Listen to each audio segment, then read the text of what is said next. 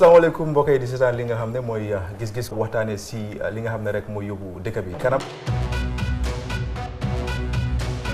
The Constitution provides President can declare a state of emergency in two circumstances. Now I believe Gambia security is at risk for invasion. He has it right. Constitutional as it can last for 2 weeks.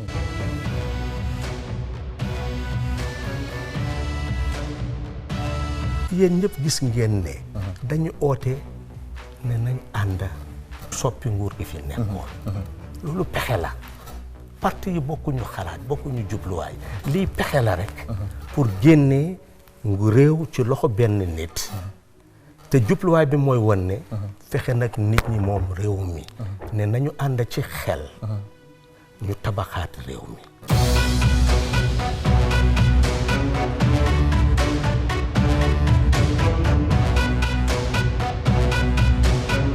Tegabi, you want to be humble and everything. Why you are not an ordinary minister in this cabinet? That's true.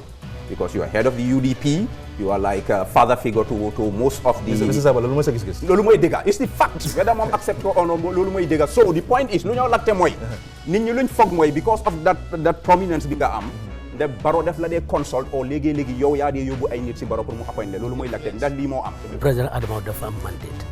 Because Gambians choose. Ne na liggéey réew mi. mu tànn ay nit ñu liggéey ak moom man ci ñooñu laa bokka maa ngi liggéey ak moom ngaje ko ande mela ay mul ay tiñarol minke Gambia jang mul ka woleta ka foko APRC fananda do tiñaro tola alle mustade le so ka APRC ta kala image de da kotenge isaje fo Gambenol kotenge si la pati ni la kotenge.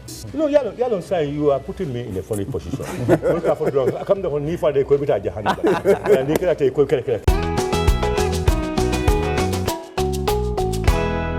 dalal ci gis-gisi tey bi tey waxtaani tey bi dañoo waxtaane li nga xam ne mooy of course ñu ngi gis Janneh Commission seen report bi kii na mooy white paper bi tey loolu lañ bëgg a waxtaane and then tamit dinañ waxtaane li nga xam ne mooy affaire yi maanaam diplomatic passport yeeg yooyu noonu because still mu ngi nekk loo xam ne lu current la and then nañ feel ne dañ war a ñëw maanaam share suñu opinion regarding that tey nag Sabally nekku fi dafa tukki moo tax mënu ñëw join waaye hopefully next week dina ñëw join ñu maanaam ñu continuer waxtaanee comme ni ñu ko defee Rafit dama start ak yow tey dama bëgg ñu waxtaanee about of course ñu ngi gis recently gaa ngi génnee seen white paper bi from office of the president ñu mention people yoo xam ne ñoom lañ wax ne ñoom ñoo doon maanaam deflanteeg Jammeh ba tax tey ñu si bëri kenn si ñun muy Sabally bokk na si ak tamit ñum jógu ba ak ñeneen nañ jël exemple of let's say non bala maa jël exemple sax yow dama bëgg nga jox ma sa gis-gis ci noo gisee white paper bi ndax affaire yi ni ñu ko handle was it right or not? Waaw man Janneh Commission bi I'm very happy about ni ñu ko set up because ñu ne sa history soo ko xamut doo mun a xam fooy dem si future bi so man foog naa ne it was very good ne at least Janneh Commission bi mu come out mu expose time yaa jëme yu bëri yu doon xew because of am na yu bëri dañ ko naan dégg nii rek man léegi-léegi sax dam naa foog ne lii caaxaan la waaye through the Janneh Commission everything was clear wane na ne lii ak lii moo doon xew xam nga facts were established waaye there's an issue of procedures yu gaay jël balaa ñoo establish commission bi ndax defoon nañ ko in the right way ak the legalities that surrounds yi fii commission bi ndax gaay yi seet nañ ko bu baax because yes paper bi génn na waaye paper bi génn na waaye man dama foog ne ndax government am nañ just right pour bind ne kii nangu nañu alalam kii nangu nañu alalam ndax loolu du code boo ko war a def ndax waru ko def so foog naa ne there's a lot of legalities involved te man dama gis ne su nit yi doole di challenge white paper bi sax lu bëri dina leer si court si because I think there's a lot of issues yoo xam ne soo ko tegee si yooni loi man foog naa ne gars yi nañ si am problème man loolu laa ko gisee another thing tam mooy yi fi selective justice bu ñoo wax man daal dama gis ne ñoo xam ne ñu ngi koral li liggéeyal Barrow si government am bi gisuñ ne dara jot naa leen you know you name it the secretary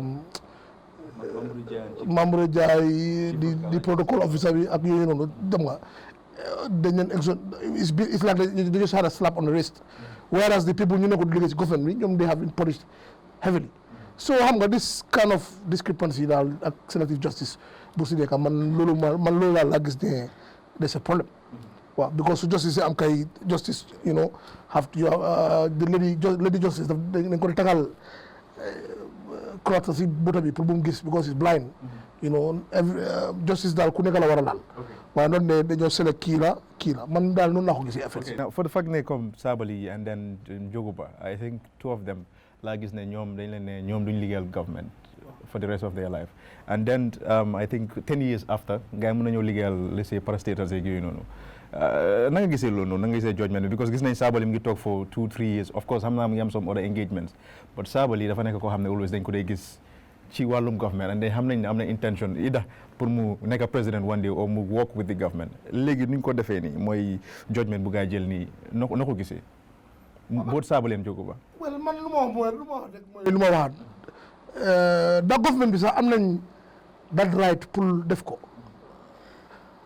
suñ ko challenge in court then we will know whether it's right or not because man xaw ma sax ndax government am na right rek pour punish la in that way because man li ma foog ne noonu la justice day doxee mooy any punishment bu ñu war a meet out has to be from the courts so this issue of legality na government mun nañu def loolu or not maybe suñ ko challenge in the court then we will know exactly fan la loolu toll so punishment bu ñoo hand people down they can decide to hand over whatever punishment they want to people, but also people have the right to defend themselves to court. Okay, that's very good. Daba, sa gis-gis si the entire white paper, I'm sure ne gis nga ko, read nga ko, right? Oh yeah, read naa si some, like, dama delluwaat comme si lu Rafi wax rek, because before white paper bi commission report du moo njëkk a génn. Comme lu mu wax, na procédure bu gars yi jaar pour set up the commission. Ok nit yi nañ welcome commission bi ne waroon lu mu am lu baax la but man suma experience man lu ma doon su nekkoon man la lu ma doon suggest mooy I would have carried a general audit of central government accounts ak seen books and everything bañ establish ne am na lu wrong lu happen then probably you can set up a commission pour nga xam yooyu noonu fan la dugal ñoom ñoo get involved and then probably after that they can make a recommendation but ok comme set up nañ ko already is something that luñ welcome pour ñu xam comme lu Rafi wax rek because lu doon happen for the past 22 years foro ya newspaper dañ daan binda lu bari but xam nga tamit nit yi lu bari time boobu duñ ko naan gom ba pare pandéri tam daf daan binda a lot of these things but ñu bari duñ ko naan gom including maybe suma boppa sax because am na yoo xam ne nii dañ is beyond imagination ne mun na moo happen to be honest understand nga ba pare especially people like us that came from finance background and audit experience, it's beyond imagination and like somebody can just give a note verbal and then you walk into a central bank and get tiba halis, you understand? Because accounting they do you understand? There are procedures, especially when it comes to like public funds, how to manage it. But lolo happen na commission bi set up nañ ko, okay, luñ wara gina xolaat tamit mooy commission bi set up bi ñi fa nekk and then everybody was supposed to be there you understand loolu tam something else lu nga xam ne lu ñu mën a toog la ñu liggéey parce que some of the two of the commission members indicted nañ leen during the former regime for tax evasion mën nañoo wax ne it was a political stuff but comme so long as dafa dem through a process and then ñu found lañ one thing it's just the same way tamit currently ñu Janneh Commission bi indict nañ mënee wax ne it's a political vision the same way tamit xam nga du balance so ndax ñooñu waroon nañoo mën a toog si commission bi loolu tamit something lañ mën a check parce que su nekkee nit kuñ indict for tax evasion kooku mënut a man si man laa la woon mënut a toog si commission bu nga xam ne mu ngi check about yëfi corruption waaye comme loolu yëpp happen na during the process tamit gis nañ ne kenn si secretary of the commission mooy Alaaji Kuraan am na revelations yu make ndax dëgg la ndax du dëgg ba léegi mënuñ koo establish because the thing is once he made those revelations dañ ko fire dañ ko daax ndax waroon nañ koo daax o dañ ko waroon a toog ñu déglu ko ñu càmbar lu mu wax man suma gom-gom moo nekk like waroon nañ koo jox a listening ear ñu investigate some of the allegations yu make parce que moom mu ngi si biir commission bi su nekkee ne lu mu wax dëgg la den ñi nga xam ne nii ñooñu la joxoñ tuumal ñooñu dañ leen waroon a génnee si commission bi pour commission bi mu am that clean bill at the end of the day ne su demee ba complete because whether ñu accept ko or not people ñu nga xam ne ñoom ñu la commission bi affect they will go I expect ne dinañ dem si court pour challenge some of these things and a lot of these things are things yu nga xam ne ni ñoom mun nañ ko use as defense so at the end of the day su kenn starté court bi mu start to realize or mu start to hide some of these things, then dafa open the floodgates for all these people ñu guys lifin ñu ñëw challenge ko. So at the end of the day lu moo def mooy it will render the commission useless because at the end of the day dafa fekk spend nañ for a lot of time, money, came up with a report, nit yi dem nañ challenge ko si court bi and taxawut. So beneen bi mooy white paper bi ok dëgg la government man lu ma expect woon moo nekk ne like because few months ago president bi génne na wax ne they will follow to the latter every recommendation that is going to be made by the commission.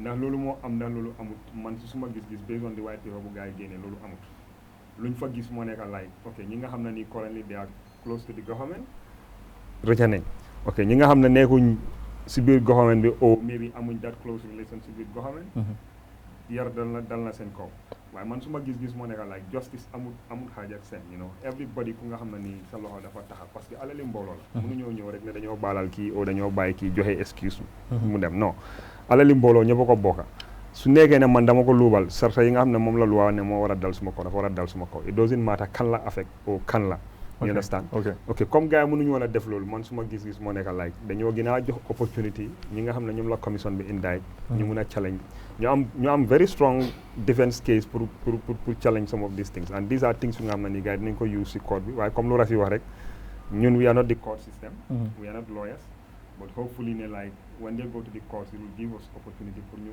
am a greater in depth of what actually happened behind the scenes ak within the commission yoo xam ne ni xëy na feeñut si biti so lu ma sa gis-gis ok am nee ne sa gis-gis and then dina am beneen question moo leen lay laajte sa gis-gis si white paper bi am soo gis nga lu dal ñum saa ba léegi ñum jógu ba most of them ndax na ko gisee ndax nuñ defee liggéey bi ndax jaar na yoon well the question ndax jaar na yoon ci man suma gis-gis mooy déedéet jaarut yoon because it's clear ne recommendation bi nekk si Janneh Commission report bi is way different from the recommendations that were given or the decisions that were given out of the white paper. But let me say this first. Being such a way, the Janneh Commission, at first I was like, okay, I think it's too early, to come up with such a commission. But when they maybe start, I was like, okay, maybe it's a good thing. Comme que ñu ngi joy ne dëkk bi xaalis amut, yaay jëmmi yóbbu na yëpp, ñu ngi struggle, so fu mu nekk nii amuñ dara lu dul nekk di ñaanantu. Su dee ne li ñu wax ne loolu la yaay jëmmi yëpp yóbbu, o ñi doon liggéeyal yaay jëmmi ñu ngi am luñ booxa o luñ denca. So there is a way of mun nañ koo recover pour dimbale dëkk bi. moo gën pour man ñuy ñaanantu because loolu dafa mel ni alali dëkk bi la buñ moom. Okay, them down the line and then like Daba mentioned all these revelations coming up from an insider, the secretary of the commission who was Alaji Kurang, coming up with so much detailed insight, information which wasn't taken seriously. In fact, to silence it or to throw it under the carpet, what they did was to fire him, and then everything died down. They didn't take it up and say, okay, this is an insider. He's privy to so much information, to so much witnesses and here and there. Let's look at what he's saying. Let's investigate and try to put a stop. Okay, Yange investigate corruption, and then another corruption, it's been alleged, but then okay, you feel like I'm not interested in that one because of maybe the people that it involved, and then you put it on the side and just continue what you do. So from that point, Sumahel start the thing, but then again, as an optimistic person, you were like, okay, let's give it a chance and see what the report is going to be. Down the line, you have the Justice Minister will come and talk about it. You had Barrow, speak on it, and then assured Gambians that we set this thing up, it's not a child's play. At the end of the day, we trust the commissioners, we trust the council, and by the time they finish and then come up with recommendation, I will implement it to the latter. So people were like, oh, okay, good then, You boost people's hope. And then all of a sudden, the report came out. You sat on it for so long. Okay, you said you have a right to sit on it for 6 months and look at it and review and come up with your recommendation. Okay, people were hoping that you're just going to get yourself familiarized with it and then you will implement the recommendation. But then that's a 9-volume document, right? And then you come up with, I think the white paper was just 1,600. Exactly. That's the Janneh Commission. That's 1,600 pages. White paper, 1,600 pages. 9 volumes, exactly. And then you come up with that. So which means that's just a chunk of it. What happened to everything else that was looked into, all the recommendations, you know, that were given? What happened to it? And again, it's clear. You came and said, okay, Rafi, definitely. Dabah, definitely. Ansu, definitely. Nene, definitely. But you know what? You know, I dine and wine with Dabah and Rafi. So definitely, and I'm not ready to lose them on the table. So I'm going to find a way to you know, excuse them. But then, of course, Ansu and Nene, we are far off. You know, maybe we meet from time to time. And of course, Ansu, legi, I see you hit me, you know, at the back. It feels, it doesn't feel good. Nene, legi, you run your mouth on me, and I don't like it. I would have loved you to speak well on me. So you know what? I'm going to deal with you. So basically, I'll just, you know, slap you with such a harsh decision, and then you expect nothing comes out of it. Put feel, you know, we've been talking about selective justice for so long, 3 years into this government. Well, you know what? I think this is the heart of selective justice. They cannot do worse than this. They've done it, they've done a lot, but then I don't think they didn't want to surpass this thing. But then again, you know, like I say, I'm always expecting the worst from this government, because they come out scandal upon scandal, scandal upon scandal. But I mean, I don't know what it would take for them to beat this one. It's to the heart of it, it's to the core of it, and it was uncalled for. You want to punish everybody. At the end of the day, a lot of money has been spent into this commission.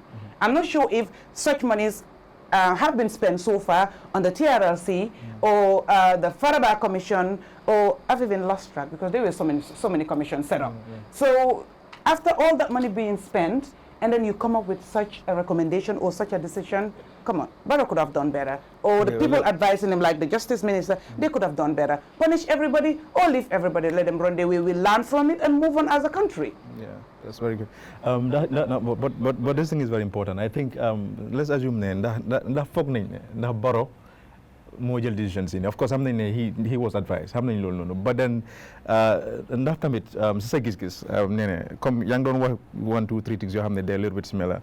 Ne, for example, dama jël example of Sabally. Moom always daf dee say opinion di wax lum gis si government beeg yooyu noonu. Foog loolu nag am na ñoo xam ne ñu ngi am problème ak Sabally li say cabinet beeg yooyu noonu ñoo xam ne ñoom ñoo jël seen decision even without Barrow knowing. Because man bu ma readee article beeg yooyu knowing Barrow and Sabally am na leneen lu ma si gis. Lan nga si gis yow sa gis-gis. Because man, I don't think the decision was from but the box stops on him. He's the president. Yeah, exactly. At the end of the day, if somebody else took the decision and then Barrow watched it being implemented, so I give the blame to Barrow. Of course. Because if somebody else took it and then you have a differing opinion, you could have called the attention of that person or those people and say, okay, wait a minute, how about this, how about that, or let's look at this thing. Xam nga nit ku nekk am nga loo ko seetee. Nit mënta xëy rek juddu ba toolu fi nga toolu nga ne lu bon rek la def, lu bon rek la dunda ak lu bon rek la continuer di def.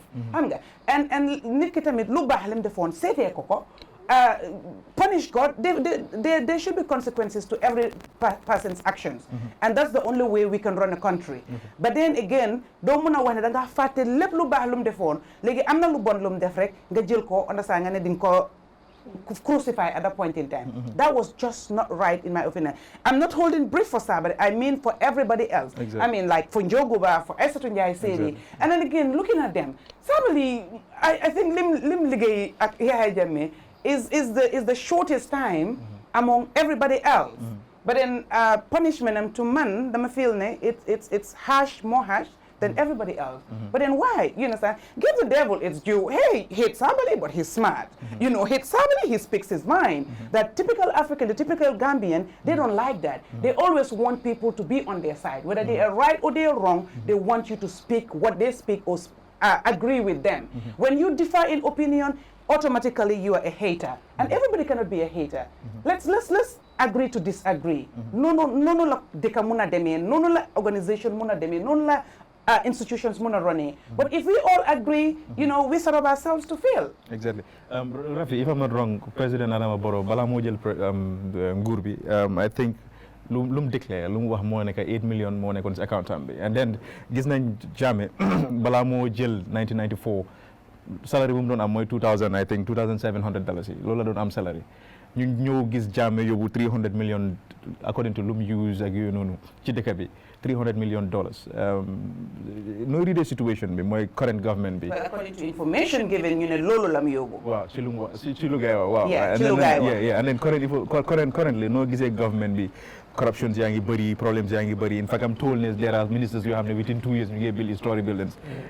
na fooguloo ne the same thing will happen again mooy Janneh Commission bi normal. xam nga man kan laa give up si Barrow. gis nga bu nga toogee ñu waroon a declare assets si ministers yi. and then it was supposed to be public declaration. and then all of a sudden mu announce ne léegi dafa nekk private dañ koo declare xaw ma si ombudsman bi ak yooyu noonu. ji nga on that day laa lose hope si government bi ne they are going to these people are serious in regards to corruption.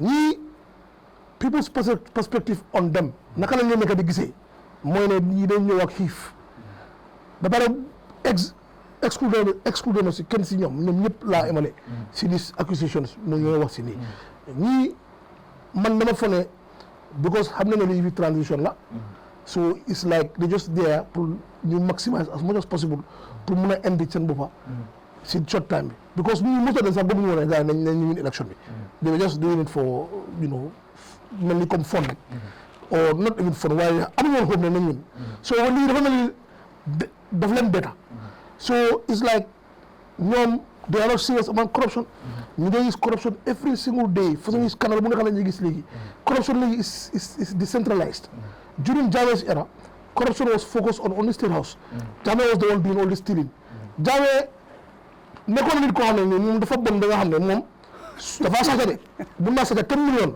waaye su déggee ne Rafi sàcc na 100,000 sax moom dafa kaw Rafi because of moom noonu la moom dafa greedy because moom fa foogee ne moom dafa defee xaalis bu dafa ñëw si moom instead waaye ñii moom léegi corruption bi is everywhere ku nekk is too much ba pare am na lu si gën a garaaw mooy there is that sense of impunity moo fa nekk do man bu ñu toogee ba léegi it's very hard nga dégg ne sentence nañ nit because of corruption te everyday corruption bi nga xam si port si suñ lopitaan yi si suñ road construction yi dëkk bi xaalis mu fi jëlee dëkk bi bu la kenn wax ne xaalis amu fi dëkk bi yes money the only problème mooy prioritize naka la nga spending xaalis bi ak corruption yu dee happen moo de tax ñun ñëpp mën a gis money bi fan lañ ko spend for example you see a road construction bin done gaa dañoo sa tali xale du am even 6 months nga doon gis potholes you know why because tali bi su waroon na nga exemple 20 mm dafa dañ ko def 15 boobu yëpp mu ngi def gaa seen poche moo tax fii any kind of contract bi ñu war a issue contract bi day am problème because of ñu dee bu nga issue contract bi dañ ko def because of lii pour waa dëkk bi la dañ ko def pour ñoom seen boppa gis nga any minister or anybody director ku nekk si office su déggee ne am na benn contract bu ñëw ne no plate pour dëkk bi yëpp ñoom bu ñu xam ne lii is good for the cause de ak safety ak yooyu lu ñoo xalaat muy how they gonna enrich themselves so every single thing lu government day def when it comes to ID card no plate ports yi every time bi nga dégg ne corruption mi nga happen si loolu why because of they are not sincere they are not serving for the people they are serving to enrich themselves te lii lañ war a génne suñu politics any politician bu war a ñëw ne da ngaa taxaw Gambia def ko nit da nga bugg a serve sa nation not to enrich yourself if you want to enrich yourself danoon la invest sa bopp in a legitimate business nga def business nga am xaalis o nga dem nga jànga nga jeexal nga dem nga liggéey si businesses ak companies yoo xam ne they pay well if you want to go public service moo tax ñu ñëw ko public service soo gisee ñu laa jox free moto free all this thing dañ expect pour yow soo fa nekkee nga dallu nga mun a serve nga mun a give back to your country waaye man dama believe ne beneen commission bu ñoo am si mooy gën a woos because of before it was only Jammeh doing the stealing léegi ñëpp a nekk di saja man noonu laa ko gisee. Okay, now how about I think because there was a time ñu doon wax Kodole there was a time ñu doon wax Kodole mooy first lady bi mooy about $35 million dollars boobu noonu kenn déggatu ko kenn déggatu ko ñëpp a ngi noppi and then I'm sure ne loolu is from office of the president either president baa ko jël or first lady baa ko jël loolu ba léegi leerangut léegi yow ñu ngi gis léegi fu mu nekk nii recently am Rafi this guy how to call it Sekou Sane Ibrahim Sane and then Ousmane Touré ñooñu they're working with foreign affairs and then ñu ngi leen arrest ne ñoom dañ bokk ci ñoo xam ne ñoo doon def diplomatic passport yi nii but then jëlaguñ action towards these people comme duñ defee ak Melvin let's get back to this na yow la nga foog ne loolu lañ action yu lañ war a jël towards these people regarding suñ papers yi non lii moom is a scandal that is beyond imaginable mooy mooy yeah because apparently ñoo ñëwee conduct seen investigations yi yes, obviously, investigation of this magnitude, the real time, no doubt. One day, maybe how much? I'm not really sure that ñu ngi dem liggéey because Melville ni ko def mooy fana dañ ko suspend on. Nekkul di dem liggéey. But then I'm pretty sure ne ñii loolu wóoruma anyways continue. ordinary meeting, the foreign office ordinary meeting last time ñun ñu council bi ak diplomats yi pour ñu ne we're going to talk about this. But honestly, when I was reading the message bu gaa joxe afterwards pour wane dama ko read from top to bottom ma ne in my head maa ngi woon ñii dara du génn si maa woot gis nga diplomatic passport bi scandale bi dara du si génn because you know why lu tax dara du si génn him involved because dafa involve ñoom ñu nekk si government bi right now moo tax doo di digga any of these parties ñi gaa yi di mënu si diplomatic boobu ñoom ñëpp si involve because of ñoom ñëpp they are stand accused of what is going on right now suñ ko waree reveal léegi dina all so many heads will roll understand so moo tax lii maag may woot dara du si génn dafa nekk jos mënu nii ñu wax nii coow police beneen scandale su amee ou beneen issue su amee ñëpp focus su loolu ñu fàtte dis diplôme dara du si génn because of loolu moo nekk di happen right now in Gambia moo tax there is a impunity in the system ku nekk dafa def lu ko ne bi ko xam ne ni su ko defee dara du si génn dëkk bi loolu moo nekk problème right now dëkk bi da ngaa gis léegi ministre dafa léet pour dem liggéey man I live in Bruce am naa ministres yu bëri di koy boor boobu noonu they will let to go to work and then they wait until like 9 o'clock 10 o'clock ñu war a dem liggéey seen driver yi daw lu leen neex tali bi mel ni ñoom they are above the law because of the sense of impunity driver benn police di ko stop pour wax ko ne looy def nii is wrong taxi driver li leen neexee dawal si moto bi si dëkk bi because police yi di leen stop so ci nga problème moom moo nekk Gambia right now people just feel that they will do whatever they want and there is no repercussions, there is no consequences te dëkk suñ continuer noonu it's just si anarchy la ñoo def nañ dem break suñ dellu si ñu continuer ngeen baalal ñu ngeen ñaxa tooy because of suñ machine yi ñoo xala am problème tuuti moo tax ba den su ñëwee ñu continuer ak tamit waxtaan yi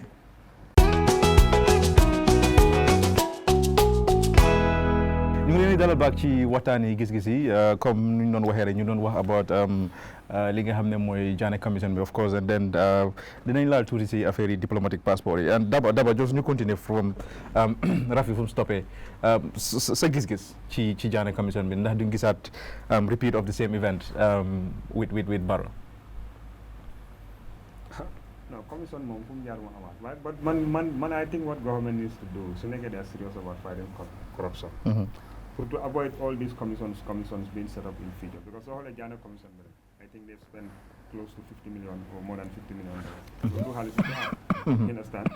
So ba pare as some of these monies that ngeen nekk di toppa how sure ne dinañ ko recover because some of these monies have already been spent. Yeneen divert nañ ko in other investments yoo xam ne si turi jàmbur la nekk. Yeneen yaa ngi si accounts yu nga xam ne like you need a forensic accountant pour mu follow some of these things and internationally experienced legal lawyers yoo xam ne this is their job. And mun naa jël like 10, 15, 20 years. You understand? Because soo xoolee Abacha case am bi ba léegi Nigeria ñu ngi ko toppa how many percent of the money bu mu loot la gaay receive la gaay recover very few because some of these governments yi nga xam ne sax dëkki tubaab bi la foofu la gaay wu xaalis they will know but they will not want to give back these monies because already ñoom seen boppa ñu ngi benefit si xaalis boobu noonu so pour avoid all these commissions ba pare avoid tamit xaar ba yaaxu am ñu door a ñëw set up a commission pour investigate if government is really serious I think they need to set up an anti-corruption commission boo xam ne dañ koo empower mu mun a arrest prosecute you understand xam nga so then suspicious of corruption su amee once it is reported rek ñoom dinañ raid that office seize files yi investigate jël action immediately then xaar bi after government boobu noonu su wàccee maybe government bu mun naa serve 10 years mu waaja beneen government ñëw ñu setowaade commission pour investigate so ndax loolu mun naa amaat because doomi adama moom doomi adama rek la doomi adama ak sàcca ñoo dégga te dañoo continuer di sàcca bi laa yow mi diin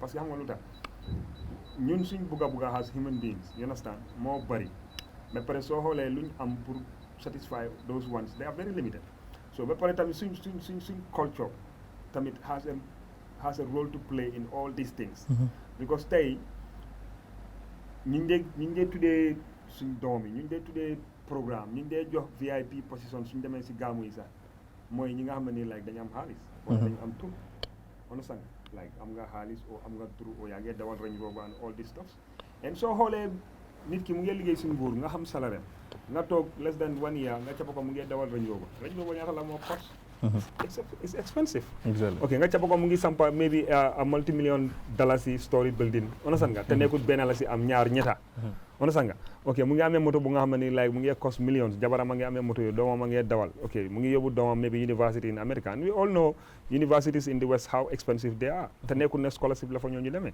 like their parents are paying it fan la gaa di jëlee xaalis boobu noonu so pour wax ndax corruption mu ngi am loolu moom jarul sax ñuy dem pour investigate corruption is happening at what magnitude I will definitely don't know because nu ma gom mu nekk like fu mu jaar nga am nga set up an audit ñu audit government books yi and ba pare tam ñu ngi am national audit office so man mënuma understand la moo nekk njëriñi national audit office because every year ñoom ñu ngi def audit and they are giving musuma dégga kuñ jël yóbbu mile to comme like lu Rafi wax like koo xam ne like national audit office dañ def audit ñu gis ne luubal xaalis am na si xaalis si réew bi ana sanga police yi dem arrest kooku noonu ñu prosecute ko ñu jël ko man musuma capalul na te national audit office mu ngi am every year ñu ngi audit government projects yaak all these stuff but I don't know maybe tamit daf dee am maybe seen report si daf dee génna and I think also going forward government needs to start making national audit office national audit send reports dañ ko war a make public so that people can get access to these reports and then you go through it because ñoom ñooy wane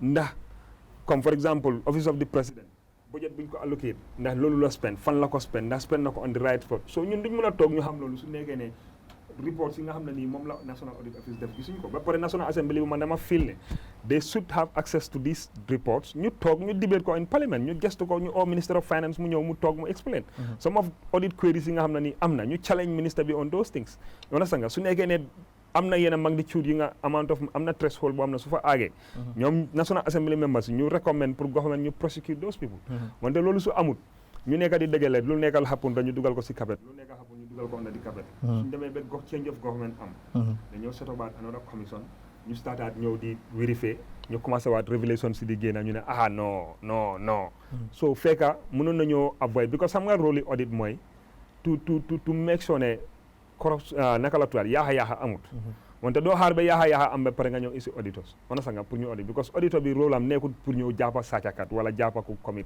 lifi non sa rôle is not only to investigate and realize ne pour gis waaye tamit sometimes auditors yi seen responsibility pour ñu advise nit yi suñu la gisee yaa ngay jaar yoon boo xam ne dinañ expect ne like warta demee noonu warta nga am na alaat ona sanga nga correct nga def corrections and all these things waaye ndax corruption dina amaat maybe du mun a amaat in the magnitude of nu mu xapu ne si former regime bi possibly man loolu laa gom parce que former regime bi comme lu saay wax man has a finance guy and somebody with audit experience mënuma understand how can you just give a note baba somebody walks into the central bank mu withdraw xaalis mu yóbbu and that is where you have and that is where man fu ma amee issue with regards to the punishment bu gars yi meted out to some of the people parce que as a minister of finance yow yaa nekka comme like suñu national treasurer you understand? Whatever goes at the central bank, the Minister of Finance must know. So yow su nekkee ne okay man even though ne president bi joxe na note verbal and then somebody maybe an army officer or somebody who works at the office of the president works to central bank governor bi mu allow gars yi génnee xaalis boobu noonu what about ban responsibility la finance minister bi am foofu parce que du wax ne xamutoon na lii mu ngi happen mais non ba pare naka la gars yi dee manager seen books yi on sanga at the end of the year ak seen development plans naka la gars yi daan balancer books yi because gis nga this thing boy is dafa nekk lu nga xam ne Gambia government not only the Janneh Commission but they need to do a thorough audit pour ñu learn from these things because xam nga man lu ma mënut a understand ba léegi how were these people balancing even their books because loolu tam beneen issue loola loo xam ne nii dañ ko war a investigate pour ñu xam ñan ñoo si involve ñan ñoo daan help gars yi ñu cook because lu ma mën a wax based on lu Janneh Commission bi wane dafa mel ni comme central government even seen books yu gars yi daan publish furnish to the public was fake dañ ko daan paaj understand so ñan ñoo daan def loolu tam is something that we need to know ak naka la ko gars yi daan defee naka la gars yi daan balancer seen books yi loolu is something lu nga xam ne government bi tam da si war a jàng parce que su ko defut ñeneen ñu nekk si système bi ñu xamoon naka la loolu dee woogee ba léegi mën nañoo capitalize on that keep doing the same thing fekka nekkul ne sax président bi moo involve wala ministre bi moo involve no but these are people ñu nga xam ne ñu ngi woon si système bi and they knew ne these things were happening nii lañ ko daan defee like su ma jëlee xaalis fii nii fële laa ko balancer because in accounting kenn bu mu la nax you have the law of double entry soo débité fii by force nga crédit fee na loolu is fixed yona sanga so su nekkee ne yow génnee nga xaalis from an account fan ngaa yóbbu the other leg of the transaction parce que loolu tam lu gars yi war a xool la even within the central bank setup. So tey tamit yaa ngi jëlaat the same people ñu nga xam ne ñu ngi doon liggéey si the same central bank boobu noonu instead of nga génnee leen nga elevate seen positions ñu dem si kaw. So what is the possibility man laa la waxal ban trust laa war a am ne these people su ñëwee dinañ def lu right because they were there when all these things were happening. And foofu la nit yi xale am difference with government white paper bi with regards to punishment yu gars yi joxe. It's not about defending anybody man du ma defend kenn. Parce que xam nga lu correct moo nekk ne anybody whether Sabally la o Njogu Bala wala suma broda la ku jël alali réew bi dañ la war a tëj kaso loolu is clear because law bi loolu la wax but soo demee to the point like nga bëgg a tëj paate nga bàyyi Samba su boobaa man du ma la support si loolu because dama xam ne yaa ngi def selective justice te justice system bi war a demee noonu ñu get involved in this thing dafa bari because a whole system failure la from the presidency coming to the Minister of Finance coming to the Secretary General's office, Minister of Finance, Central Bank and all these parastatals ñëpp dañ fail ñu nekkoon si board back understand nga ñu nekkoon managing director si they are all involved accountancy director of finance National Audit Office auditors internal auditors yu guys am in those institutions yëpp a fail so if you are going to punish you have to punish all these people because dañ am ku nekk da nga am role boo war a play ku nekk su defoon sa responsibility these things don't happen wala else dinañ doon information si dina doon génn but not Janneh Commission coming us to tell us ne diw moo def nangam diw moo jël lii diw moo yóbbu fële kii moo approve lii so pour man they have to sit down and check again send punishment si daal nee sa gis-gis ndax Jammeh lu mu doon def ndax duñ ko gisaat ak this government ba tax Janneh Commission war a am say first Brother has done a wonderful analysis of all this thing but then again the people involved is just like too much talking about let's give 2019 a chance 94, 95, 96, starting there all the way to 22 years. The people that has worked in the government or were involved in all these, practices. I mean, if you want to say all of them will be punished or all of them would have to face consequences in one way or the other, we're just going to have a chaotic nation again. We're saying, okay, a new government. I don't like the word New Gambia. Seriously, it does something, it gets under my skin because there's nothing new about the Gambia. But then, 3 years, we're still not settled. It's scandal upon scandal, scandals upon scandal. So if you want to bring that to play, I don't know what this country is going to be turned into. But then again, if that's what it's going to take to remedy the situation, I say go for it. Why not? People have to pay for the wrongs they do. But then again,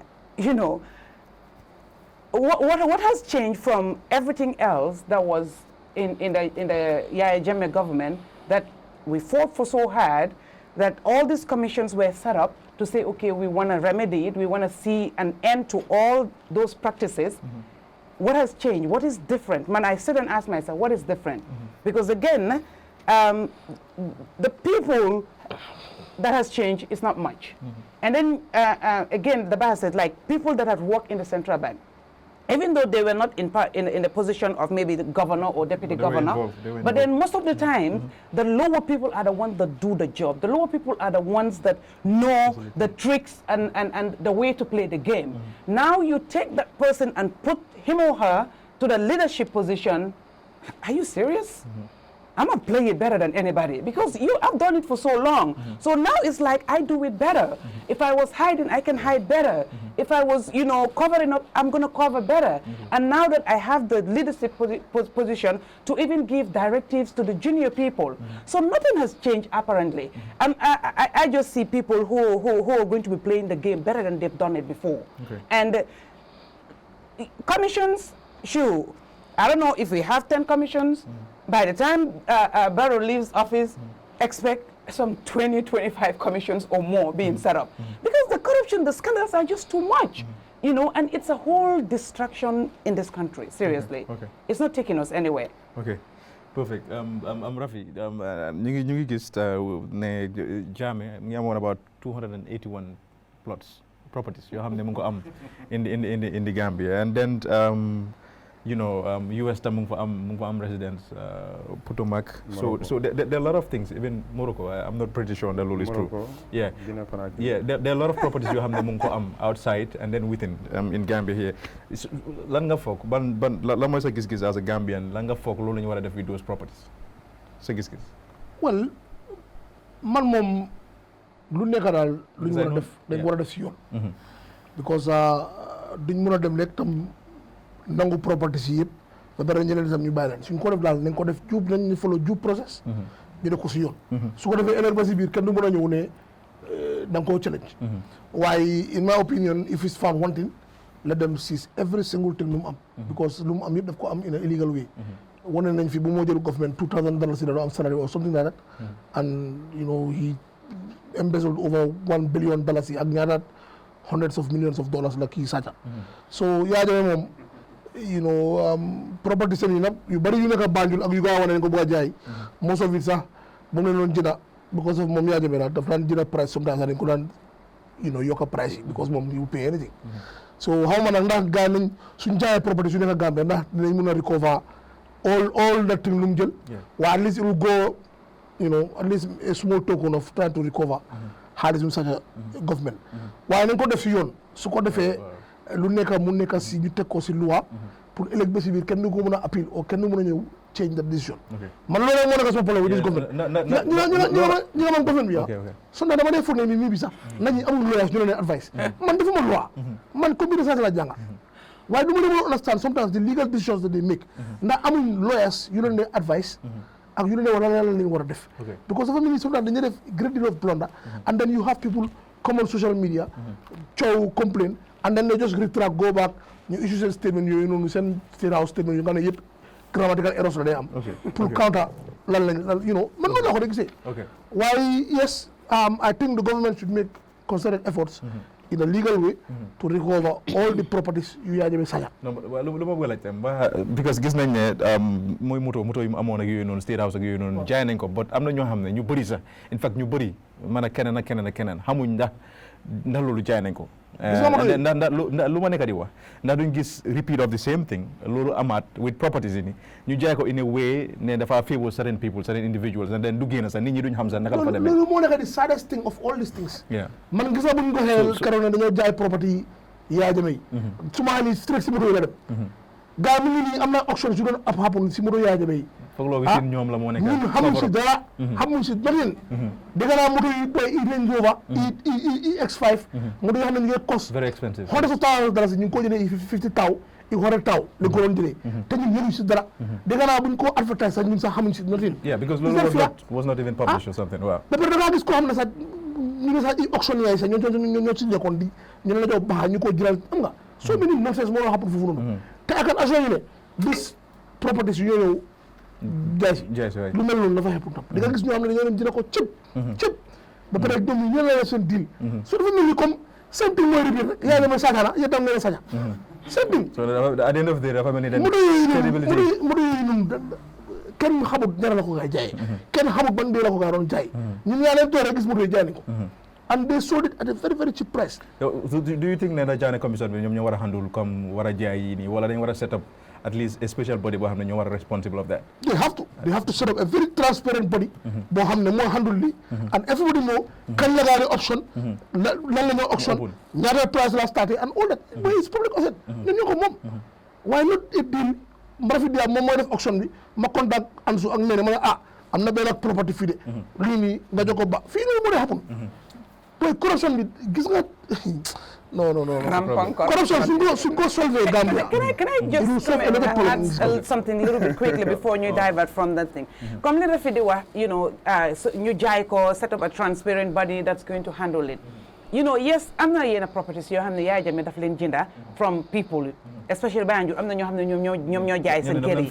Waaw ñeneen ñi moom daf leen force amuñ choice. They never wanted to sell. Why? Because it's yaay jame, you don't have a choice, and then nga jaay ko. Waaw waaye gis nañ fi lu yu bari yoo xam ne you say a dime daf ko nangu from them, and then change the titles to his name. Those properties are now his. Understand? And why would I don't think it will be fair if this current government takes back those properties from Yaya Jammeh and then further sell it and keep the money when the original owners that Yaya Jammeh forcefully took the properties from them are still out here, left to just, sit there and helpless. I don't think that's fair. They need to look into all of these things. Yes, Lim Jinda Mom, I mean, it was an exchange. You gave me the property, I gave you money. Those people cannot come back to query or to claim. But Nim jails and property, especially most of them from the PPP regime, you say, okay, it's corruption, nangu sen keri, render them homeless and here and there. Let them look into those things. Definitely, they did not deserve their properties to be taken, and then they went into exile. Now, they have to buy new properties or they're renting when those properties are with the state now. And then at the end of the day, the saddest part will be, let's say, soon ignore that part, okay, then call jai, it's Yaya Jammeh property, we have to recover. And then you jail def there inside the deals, jai it within deals, jai sell it for very, very cheap prices, and then you sit there, cross your legs, I bought a property or whatever, knowing Yangi just disadvantage somebody very, very innocent. And you know very well the process that Yaya Jammeh took to acquire that property from that individual, and then those people are here, and you want to defend it, okay, it's government, because again, it's not easy to fight with the government. Everybody knows that. Sometimes, most of the time, you are disadvantaged. Yes, we're saying, it's a new government, everybody will say, test the law, but at the end of the day, you have Batambedu or Baro sits there and calls somebody and say, this is how I want it, this is why I want it, those things are still happening. They're interfering in court cases, in trials, and here and there, and then they will tell you how they want it go, and those things are happening. I'm not judges, your hand and mom, they put their foot down. It doesn't matter what you tell them, sack me or fire me, but then I'm not going to do it. I will just use my own discretion, my judgment, and what the law says to decide on a case. But I'm not judges, your hand, lawyers, your hand, they're being remote control just because of what? They want position, they want closeness, they want favorism, and here and there. It's not fair.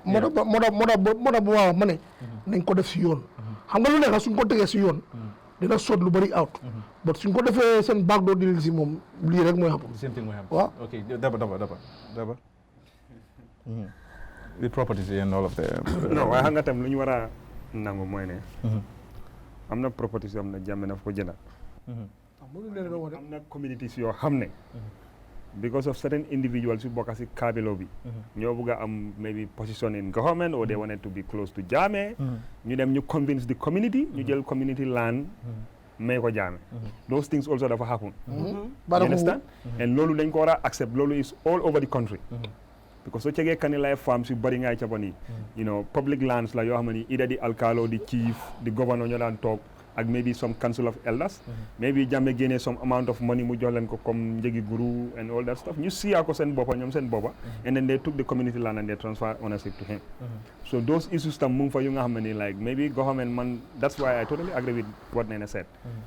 Before ñu jaayee these lands, they have to segment these lands, ñu xam ñu verify bu nekk bañ xam lan moo nekkoon status bi before ownership bi went to Jammeh.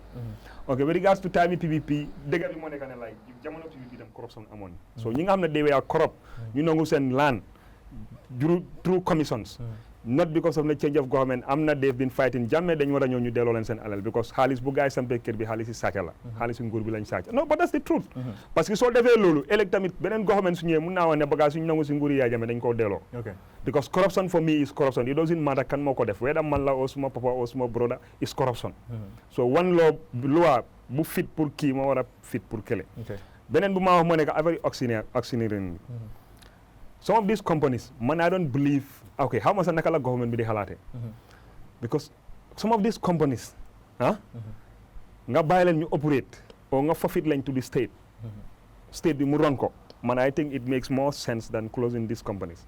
Because a lot of these companies, come for example, so they may Gam Petroleum, so they may Gamtech, and all these other companies, am na yu nga xam ne nag damoon na ba bankrupt. You understand? Amoon na yu nga xam ne ni nag ñu ngi operate. yi nga xam ne ñu ngi operate and they are and am nañ liquidity. na gaa bàyyi those companies ñu operate ñu transfer ownership bi to government. And then ñu fine lañ heavily.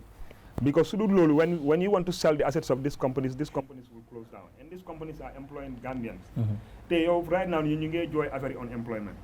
So two things might happen. Those Gambians who are employed by these companies will lose their job.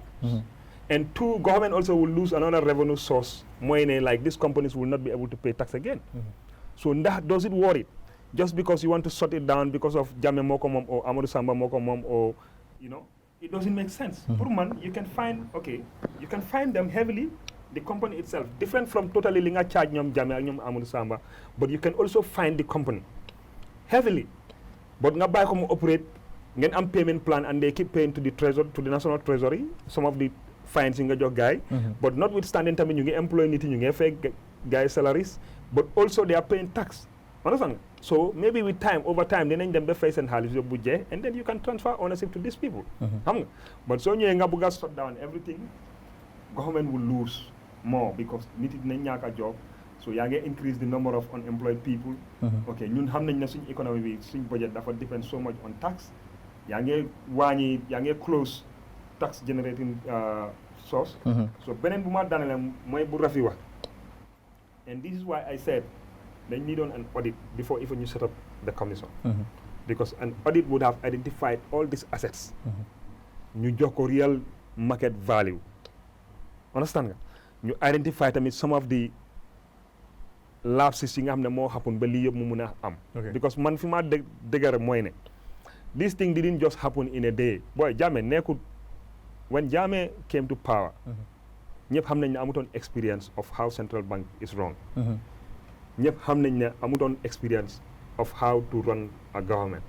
So ñan ñoo ko jàngal all this way of how to touch the central bank. Kenn jàngalu ko boy. No boy. No loolu moom suma ji boobu dama intervene. Come on please. Kenn jàngalut Jammeh. Come on please. Accounting. Du job bi curub jaram. Loolu accounting bi suma ji. Very simple. Accounting. Order la doon joxe rek. Boy, déedéet. Waa ji. But soo jëlee xaalis from one account, you must balance these books. But you know how channels. No, but that's what I'm saying. That's what I'm saying. No books were balanced. No books were balanced. Do you want to tell me how do they manage IMF mission Sudan happen nii yëpp ñëw yan some reports la gars they put in front of those people? But then you always see the reaction from all those bodies also when they give them reports. But then also IMF also then capable because of you cannot come and talk over. Jammeh lañ doon jël at the end of the day. Guy was using power. But let me just say something quickly, which is important. Let me just say something which is important, which I differ with Daba. See, government companies, you understand, saying okay, buñ ko close, ñu run ko. I am against closing them down. But then also I am against government running it. Because why the government should not be involved in private businesses. You have citizens, you have entrepreneurs. Let them sell it out. Let them empower businesses, you understand? Kind of like do mergers or give it to people for them to run it. Government should run a government and take the affairs of the citizens. Because at the end of the day, once they having all these businesses, and then you're going to be in direct competition with the citizens, with entrepreneurs, and all this. So that's conflict of interest. And at the end of the day, you are at the upper hand because it's government. I'm not saying the government runs it. I'm not saying the government runs it. Come for example, like Amadou Samba. He's been indicted. I'm not going to take. No, that's what I'm saying. No, all these people that were associated with Jammeh, they were private businesses. I trust Bank GT Bank. They are private businesses. Yeah. You understand? They are owned by private people. If it government come like Trust Bank, hamna social security, amna for share. But that majority shareholder be social security, that is yet to be clarified. So manlima moine. Okay, come people like Amadou. You have to find them, but you have to prosecute them with a criminal defense. They have to do it. Not negotiate because Amadou la amna halis rek dañu negotiate. No, parce que xalé bu ndaw bu sacca mobile yanko yobu criminal prosecution nga ko sentence jail. Waxuma la ñu nga xamne dañ luwal ay millions. Ñooñu dañ wara go through criminal proceedings ñu tej leen kaso. You understand? But what I'm saying, the company mën nga ko fine. But government mën na allocate this company to either a private accounting firm, you manage these businesses maybe for the next 2 years or next 5 years to make sure that these businesses don't go down. Okay. But from there, you also take Amadou and song Sartai. Boy, new hunted the gamoy. Amadou Lungaram Amna already. He can just vacate Mugera Garden with them talk Benin Degamo invest for What are you gonna do? Okay. You understand? Agnak I recover that Halis Bungawana your Mongo fine. Okay. Or would decide okay, ladies, I'm gonna shut down all my businesses, move file for bankruptcy and talk for in the left like I'm gonna Halis account. Okay. So they need to be very careful of how to go about this. People are angry. People want ñu bari ñu punish lañ because they serve Jammeh but gis nga justice don't go with emotions. We have to be rational.